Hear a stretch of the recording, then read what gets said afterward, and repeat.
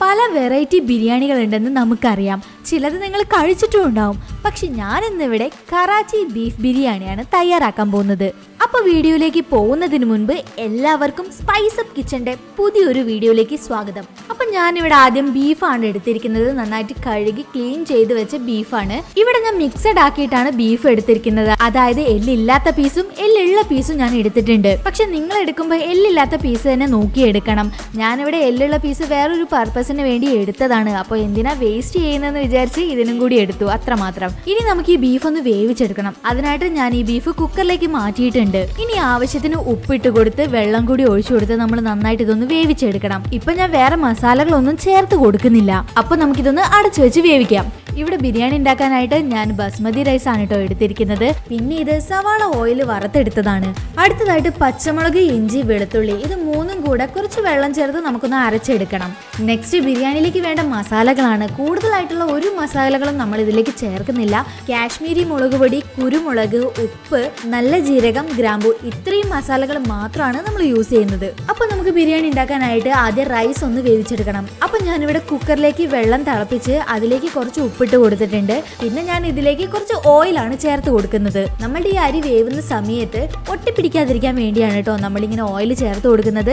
അപ്പൊ നമ്മൾ കഴുകി എടുത്ത് വെച്ച അരി ഇതിലേക്ക് ചേർത്ത് കൊടുക്കാം. പിന്നെ ഈ ഒരു ബിരിയാണിയിൽ നമ്മളുടെ നാട്ടിലെ ബിരിയാണിയിലെ പോലെ നമ്മൾ നെയ്യൊന്നും ചേർത്ത് കൊടുക്കുന്നില്ല, ഓയിൽ മാത്രമാണ് ചേർത്ത് കൊടുക്കുന്നത്. നമുക്ക് ഈ ബിരിയാണി ദമ്മ് പോലെ ഇടാനുള്ളത് കൊണ്ട് അരി ഒരു 3/4 ഭാഗത്തോളം നമുക്ക് വേവിച്ചെടുത്താൽ മതിയാവും. ഇപ്പൊ നമ്മളുടെ അരി ഒരു 3/4 ഭാഗത്തോളം വെന്ത് വന്നിട്ടുണ്ട്.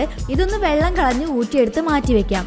അടുത്തതായിട്ട് നമ്മുടെ ബീഫ് ഇവിടെ വെന്ത് വന്നിട്ടുണ്ട്. അപ്പൊ നമുക്ക് ഇതിന്റെ പ്രഷർ ഒന്ന് മാറ്റി ഇതൊന്ന് ഓപ്പൺ ചെയ്ത് നോക്കാം. അപ്പൊ ബീഫ് നന്നായിട്ട് വെന്ത് കിട്ടിയിട്ടുണ്ട്. ഇനി ഇത് നമുക്ക് മാറ്റി വെച്ചിട്ട് നമുക്ക് ബിരിയാണി ഉണ്ടാക്കാനായിട്ട് സ്റ്റാർട്ട് ചെയ്യാം. അപ്പൊ നമ്മുടെ ബിരിയാണി തയ്യാറാക്കാനായിട്ട് ഞാൻ ഇവിടെ ഒരു പാത്രം വെച്ചിട്ടുണ്ട്. അതിലേക്ക് നമ്മൾ ആദ്യം മുളക് പൊടിയാണ് ഇട്ട് കൊടുക്കുന്നത്. പിന്നെ കുരുമുളക്, നല്ല ജീരകം, ഗ്രാമ്പൂ, പിന്നെ ഇഞ്ചിയും പച്ചമുളകും വെളുത്തുള്ളിയും കൂടി അരച്ച ആ ഒരു പേസ്റ്റ്, അതിന്റെ മേളിലേക്ക് കുറച്ച് ഓയിൽ. ഇനി നമുക്ക് ഇതെല്ലാം കൂടെ ഒന്ന് മിക്സ് ചെയ്തെടുക്കാം.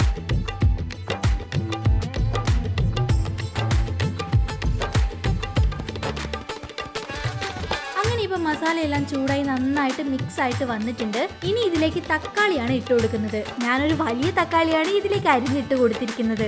ഇനി ഇതൊന്ന് വഴറ്റി കൊടുക്കാം. നമ്മളുടെ ഈ മസാലയിലേക്ക് ഈ തക്കാളി നന്നായിട്ട് മിക്സ് ആയിട്ട് കിട്ടണം. പിന്നെ ആദ്യം ഇതൊന്ന് ജസ്റ്റ് സോട്ട് ചെയ്ത് എടുത്തതിന് ശേഷം നമുക്ക് ഇതിലേക്ക് ഒരു ഗ്ലാസ് വെള്ളം ഒഴിച്ചു കൊടുക്കാം. ഈ വെള്ളത്തിൽ കിടന്ന് തക്കാളി നന്നായിട്ടൊന്ന് വെന്ത് വരട്ടെ. ഇപ്പൊ തക്കാളി എല്ലാം നന്നായിട്ട് ഉടഞ്ഞു കിട്ടിയിട്ടുണ്ട്.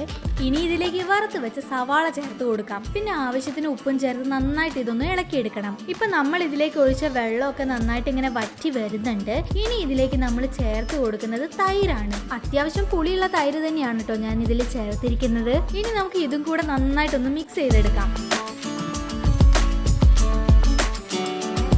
ഇപ്പൊ ഇത് നന്നായിട്ട് തിളച്ച് ഇതിലെ ഓയിലൊക്കെ നന്നായിട്ട് തെളിഞ്ഞ് വന്നിട്ടുണ്ട്. ആ സമയം നമ്മൾ വേവിച്ച് വെച്ച നമ്മളുടെ ബീഫ് ഇതിനകത്തേക്ക് ഇട്ട് കൊടുക്കാം. പിന്നെ ബീഫ് വേവിച്ച് വെള്ളം കളയരുത് കേട്ടോ, അത് നമുക്ക് ആവശ്യമുണ്ട്. അപ്പൊ ആദ്യം ഇതൊന്ന് മിക്സ് ചെയ്ത് കൊടുത്ത് അതിനുശേഷം ഇത് വേവിച്ച് വെള്ളം കൂടെ ഇതിനകത്തേക്ക് ഒഴിച്ചു കൊടുക്കാം.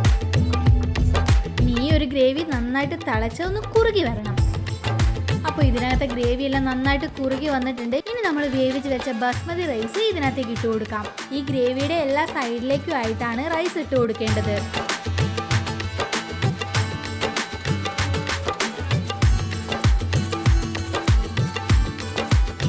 അങ്ങനെ ഇപ്പോൾ നമ്മുടെ റൈസ് ഫിൽ ചെയ്ത് കൊടുത്തിട്ടുണ്ട്. ഇനി ഇതിന്റെ മേലേക്കായിട്ട് ഞാൻ കുറച്ച് മല്ലിയിലയും വറുത്ത് വെച്ച സവാളയും പിന്നെ ഗ്രേവി ഉണ്ടാക്കിയ സമയത്ത് മേലേക്ക് തെളിഞ്ഞു വന്ന എണ്ണ ഞാൻ കുറച്ച് മാറ്റി വെച്ചിട്ടുണ്ടായിരുന്നു, അതും കൂടെ ഇതിന്റെ മേലേക്ക് ഒഴിച്ചു കൊടുത്തിട്ടുണ്ട്. ഇനി ഇതൊന്ന് മൂടി വെച്ച് ജസ്റ്റ് ഞാൻ ദം ചെയ്യുന്നുണ്ട്. അങ്ങനെ ഒരു 1/2 മണിക്കൂറിന് ശേഷം നമ്മളുടെ ബിരിയാണി ചെമ്പ് ഞാനൊന്ന് തുറന്ന് നോക്കുന്നുണ്ട്. നല്ല സ്മെല്ല് വരുന്നുണ്ട് കേട്ടോ. ഒരുപാട് മസാലയൊന്നും നമ്മൾ ചേർത്തിട്ടില്ലെങ്കിലും നല്ലൊരു സ്മെല്ല് തന്നെ കിട്ടുന്നുണ്ട്. അങ്ങനെ ഇപ്പോൾ നമ്മുടെ കറാച്ചി ബീഫ് ബിരിയാണി തയ്യാറായിരിക്കുകയാണ്. നമുക്കിതെല്ലാം കൂടെ ഒന്ന് മിക്സ് ചെയ്തെടുത്ത് ചൂടോടെ സെർവ് ചെയ്യാവുന്നതാണ്. അപ്പോൾ ഈ ഒരു വീഡിയോ നിങ്ങൾക്ക് ഇഷ്ടപ്പെട്ട് കാണുമെന്ന് പ്രതീക്ഷിക്കുന്നു. ഇഷ്ടപ്പെട്ടിട്ടുണ്ടെങ്കിൽ നമ്മുടെ ചാനൽ സബ്സ്ക്രൈബ് ചെയ്യാൻ മറക്കരുത്. അപ്പോൾ പുതിയൊരു വിഭവമായിട്ട് മറ്റൊരു വീഡിയോയിൽ കാണാം.